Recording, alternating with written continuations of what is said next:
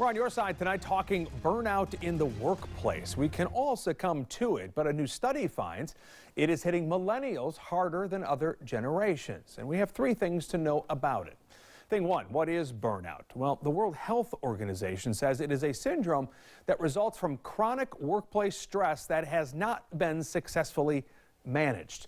It can cause feelings of energy depletion or exhaustion, increased mental distance from one's job, and reduced productivity. Thing two, some of the warning signs you or someone you know are dealing with burnout. Impatience with peers, disillusionment with your job, dissatisfaction with achievements, irregular sleeping habits, and unexplained physical ailments like head and stomach aches. Thing three, who it is impacting the most. Gallup studied 7,500 full-time workers. 28% of millennials said they feel frequent or constant burnout at work. The number is 21%. You saw it there for older generations. But note this here. Another 45% of millennials say they sometimes feel burned out. So almost 75% experience some level of it. Why is that? What should bosses be doing about it? Earlier tonight, we spoke to Mark Fenner. He is a business strategist with Rise Performance Group near Dallas, Texas. Mark, appreciate your time. Great to talk to you. So tell me, why do you think millennials are feeling burnout at higher rates than maybe some of the older generations?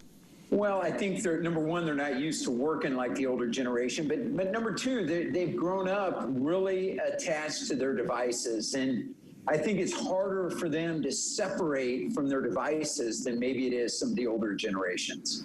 Do younger workers have different workplace expectations? Is that what you're saying?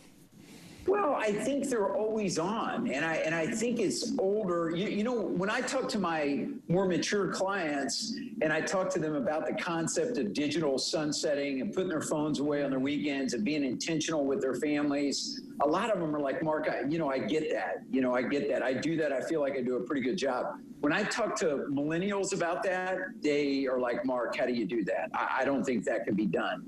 So I just think that, this addiction, I'm going to call it, to our smart device, and it's always buzzing and beeping, it's always in our pocket, and then you're getting emails at all hours of the night, and then you feel compelled to have to respond immediately. I think that's what's leading to this epidemic. So some of the older folks are better at saying, you know what, I'm punching out, I'm done for, it's a Saturday afternoon, I'm spending time with the kids. I think they're better at that. They're not, their whole life is not ingrained. The younger millennials grew up with a smart device in their hands for most of it. I mean, they just don't know a world where they don't have the thing in their hands. And some of the older generation, myself included, even though, I suffer the addiction like a lot of them, but I think I've done a better job of being able to put that thing away. Do you think employers, though, are ramping up the workplace pressure, maybe knowing some of these things that you're talking about, that they'll always respond? Well, I think yes. I mean, the pace of change today is greater than it's ever been, right? So there's just tremendous pressure to compete, number one. Number two, the way to communicate has changed significantly. It's no longer just phone calls or, I'm dating myself, but I remember the messages we used to get in our inbox that were handwritten.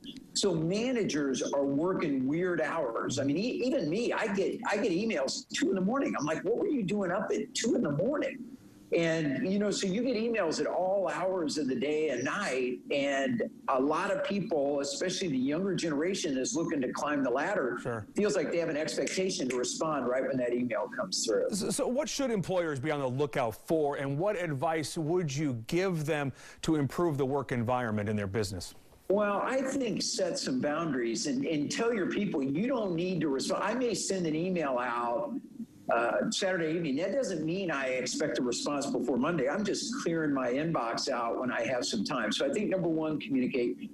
Number two, I'm an advocate for setting some rules. No emails out after 9. You can go into Outlook and say, hey, hold this email till 8 o'clock tomorrow morning. If you feel like you're in the zone and you need to get some work done, fine. But have Outlook store it and then send it at a more appropriate time. I'm a big fan for nothing on Sundays or on Saturday. I mean, whatever day, give people time. Let them work hard when they're there, but let them go home and unplug and be with their families, and don't put that burden on them to feel like they have to respond right when they get the message. Well, having some balance in your life, it tends to make you a better employee overall as well. Mark Fenner from Rise Performance Group. Mark, appreciate your time. Okay, thank you.